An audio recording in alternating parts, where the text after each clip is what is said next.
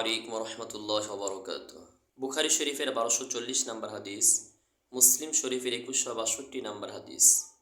আন আবি হুরায়রা রাদিয়াল্লাহু তাআলা আনহু قال قال رسول الله صلى الله عليه وسلم حق المسلم على المسلم خمس رد السلام وعيادة المريض واتباع الجنائز وإجابة الدعوة وتشميت العاطس।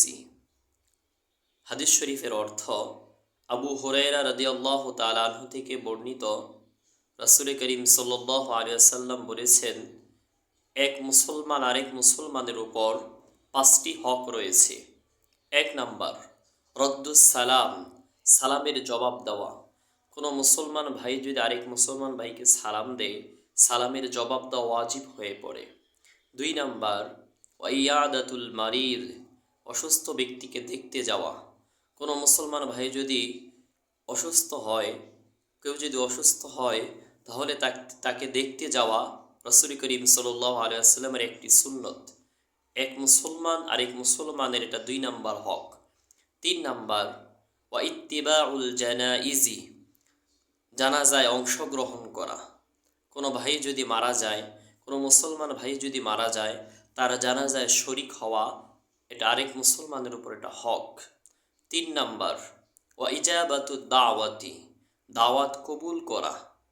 এখানে শুধু খাবারের দাওয়াত উদ্দেশ্য নয়, শুধুমাত্র অলিমার দাওয়াত গ্রহণ করা বা কবুল করার উদ্দেশ্য নয়, এটা নামাজের দাওয়াত হতে পারে, দিনের যে কোনো দাওয়াতে শরিক হওয়া, দিনের যে কোনো দাওয়াত কবুল করা, এটা এখানে উদ্দেশ্য। 5 নাম্বার ওয়া তাশমিতুল আতিসি, হাঁচির জবাব দেওয়া। কোনো মুসলমান ভাই যদি হাঁচির জবাবে আলহামদুলিল্লাহ বলে, এটা যদি আরেক মুসলমান শুনতে পারে, তাহলে তার জন্য জরুরি হয়ে পড়ে সেই হাঁচিদাতাকে ইয়ারহামুকাল্লাহ শুনিয়ে দেওয়া। কিন্তু যদি যিনি হাঁচি দিয়েছেন তিনি যদি আলহামদুলিল্লাহ হাঁচির জবাবে আসতে পড়েন, তাহলে সেই ক্ষেত্রে আরেক মুসলমানের হাঁচির জবাবে ইয়ারহামুকাল্লাহ বলা জরুরি নয়।